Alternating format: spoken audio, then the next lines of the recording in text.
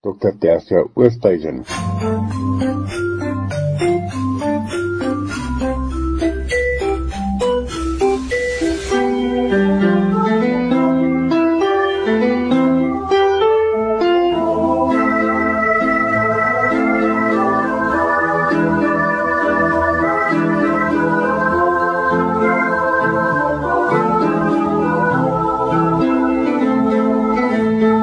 Lig op geestesgesondheid, Dr. Tersia Oosthuizen van die Noordwes Universiteit, bedryfs- en voorligtingsielkundige.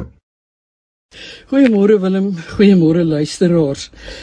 Ja, hierdie pragtige maand van Oktober, hoop ek dat ek 'n paar goed kan sê wat ons as ouers en ons kinders kan help om met meer veerkragtigheid deur die lewe te gaan.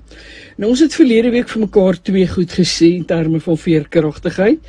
Die een, dat dit die vermoë is wat ons het om terug te bons na uitdagings of stres of teëspoed, en dat dit 'n innerlike krag is wat ons aangeleer het om deur moeilike tye te werk. En dan het ek ook die voorbeeld gebruik van 'n sogenaamde seesaw of hierdie wipplanke waarop ons as kinders graag ry, wat beteken dat jy of baie sterk na die grondgedeelte toe oorhel of dan nou in die lug is of wat ook al.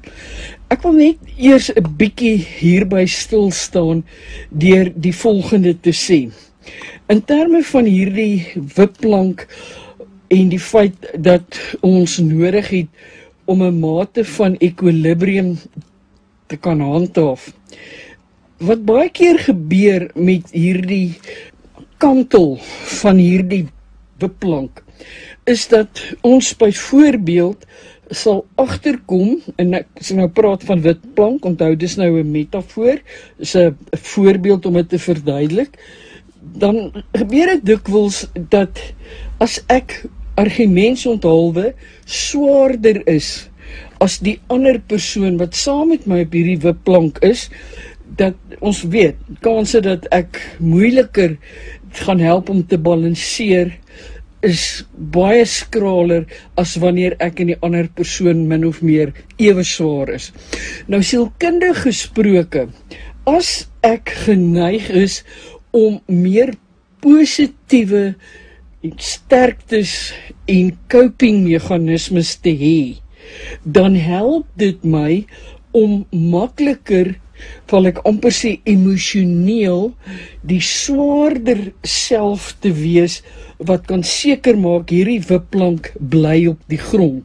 As ek nie hierdie sterktes kan eien of hê of ontwikkel nie, en my positiewe ervarings is nie meer as my negatiewe ervarings nie, dan beteken dit dat ek as dit ware met my ligter coping meganismes in die lug hang.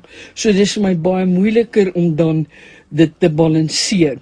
En oor tyd wat gebeur is hierdie, noem dit nou maar kumulatiewe impak van positiewe ervarings en coping skills, maak dit dan vir my makliker om sodanig hierdie emosionele wipplank te hanteer, dat ek dit baie makliker terugkom by 'n staat van equilibrium, met ander woorde waar my wipplank gelyk is, waar hy nie een kant op en een kant vreeslik af is nie.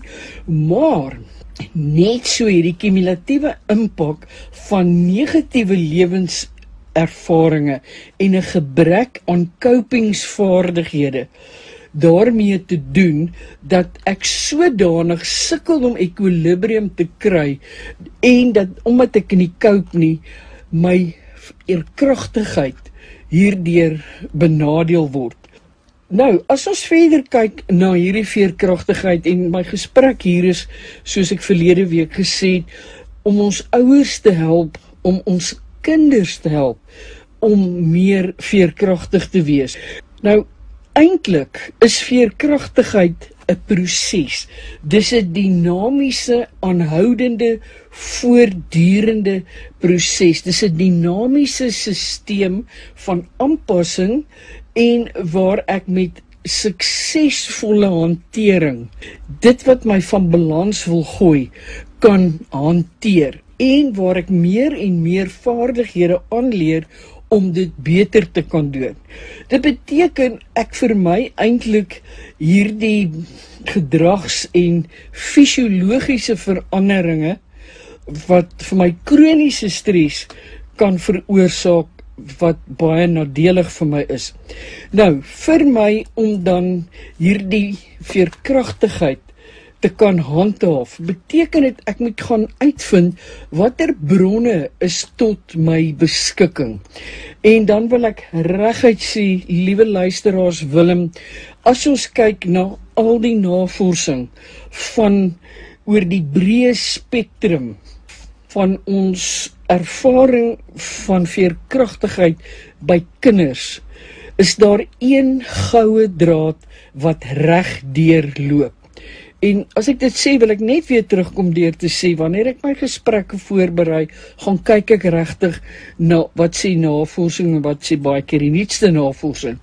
Maar die goue draad waarna toe ek wil terugkom, is dat ons kinders moet iemand hê by wie hulle veilig voel, 'n belangrike ander, het sy dit die primêre versorger, 'n ma, 'n pa, 'n ouma, 'n oupa, 'n onderwyser, 'n dominee, 'n baie goeie, sal ek maar die woord voorbeeldige maatjie kan gebruik, maar dit moet iemand wees wat vir ons kinders daardie sosiale opvang net is. Hulle moet sosiaal geborge voel. Hulle moet kan weet dat daar iemand is wat 'n veilige persoon is, na wie toe hulle kan terugkeer, of na wie toe hulle kan keer, met wie hulle kan praat, wat hulle sal glo, wat hulle vertrou, wat hulle aanvaar, en soos ek weer eens sê, wat dit vir hulle in 'n veilige omgewing moontlik maak, om hulle probleme en krisisse en goed wat hulle het, te kan hanteer, en wat hulle probleemoplossingsvermoë aanhelp, en wat nie elke keer daardie kritiek voor hulle neuse swaai, of hulle sleg sê, of hulle beledig, of wat ook al nie. So hierdie sosiale, ek wil amper die woord gebruik, om ingebed te wees in 'n sosiale ondersteuningsnetwerk, waar ons begin by die primêre gesin, kan ek nie genoeg beklemtoon nie. Dit beteken, ons is nie net daar vir ons kinders nie, maar ons is daar as 'n stabiele persoon wat omgee, wat ondersteuning gee, en wat vir ons kind help, wat luister, en wat ons kind help om 'n gevoel van wat hulle noem omgewingsbemeestering te ervaar. Dit beteken, ons kinders bou daardie veerkragtigheid en kopingsvermoë om dan nou dit wat met hulle gebeur, wat vir hulle sleg en onverstaanbaar is en moeilik is, te kan hanteer. En dit, een van hierdie aspekte van sogenaamde omgewingsbemeestering, met ander woorde om die moeilike te kan hanteer en aan te pas en positief teenoor hierdie moeilike te kan optree, is een van die kernsielkundige faktore wat bydra tot ons geestesgesondheid en om te kan floreer as kinders en as mense dan ook spesifiek in ons latere lewe. Nou terwyl ek dit sê, verskoning, wil ek ook die volgende sê. Navorsing deur die jare, en ek het al hierdie persoon se naam genoem, Sonja Lyubomirsky, het getoon dat ons 'n genetiese predisposisie het, waar ons 10% van ons geneigtheid om pessimisties of optimisties te wees deur middel van ons gene oorerf. 40% dra tot hierdie pessimisme of optimisme by deur die wyse waarop ons groot word en wat in ons onmiddellike omgewing vir ons geleer word deur dan nou juis ouers of ander persone. Maar die ander 50% wat ons kan help om optimisties of pessimisties uit te draai, as ek die woord kan gebruik, is my eie wilsbesluite. Goed, nou terwyl ek dit sê, kom ons kom 'n bietjie terug dan na veerkragtigheid en watter ander faktore hier 'n rol te speel het. Kom ons begin deur vir mekaar te sê dat wat ons ervare met ons gebeur, het 'n impak op ons sielkundig, emosioneel, fisies, geestelik, neurologies. So met ander woorde, die prosesse waardeur ons gaan, kan uit die aard van die saak baie keer 'n sogenaamde stresreaksie by ons sneller. Nou, stresreaksie, soos ons dit beskryf, is daardie veg- of vlugreaksie waar ons 'n fisiologiese reaksie op 'n waargenome bedreiging het, waar ons liggaam voorberei om tot onmiddellike aksie oor te gaan. So dit beteken, wanneer ek in hierdie stres en distresvolle situasie verkeer, is my liggaam die heeltyd in 'n vorm van gereedheid om te veg of te vlug. En dit begin onder andere deur die werking of aktivering van die hypothalamus in die brein. Daardie kernbelangrike, sal ons nou maar sê, plek in die brein, wat verantwoordelik is daarvoor om ons liggaam, ons fisiese liggaamshomeostasis in beheer te hou. Wat met ander woorde, ons slaappatrone, ons liggaamstemperatuur, om honger te word of dors te word, ons emosies ensovoorts, en ook die vrystelling van hormone te reguleer. So met ander woorde, dit wat ek emosioneel waarneem, word dan 'n spesifieke sneller vir 'n fisiese proses in my brein. As dit 'n baie stresvolle of distresvolle ervaring is, dan kry ons hierdie verhoogde hartklop of verhoogde hoë bloeddruk, terwyl ons agterkom, maar ons het nie soveel energie nie, of 'n totale vrystelling van adrenalien en kortisol. So wat nou besig is om te gebeur, is dat kinders baie keer in 'n omgewing of in 'n huis of in 'n situasie groot word, waar hulle nie net stres nie, maar wat ons noem toksiese stres ervaar. Dit is daardie voortdurende, langdurige aktivering van die liggaam se stresresponsstelsel wat herhaaldelik voorkom in die aangesig van slegte goed. Soos byvoorbeeld om mishandel te word, om verwaarloos te word, aanhoudende armoede, die feit dat daar geweld is, die feit dat daar nie genoeg kos is om te eet of voedsame kos is om te eet nie, dat daar nie ondersteunende verhouding is om die effek van hierdie stres sodanig te hanteer dat ek kan cope daarmee nie.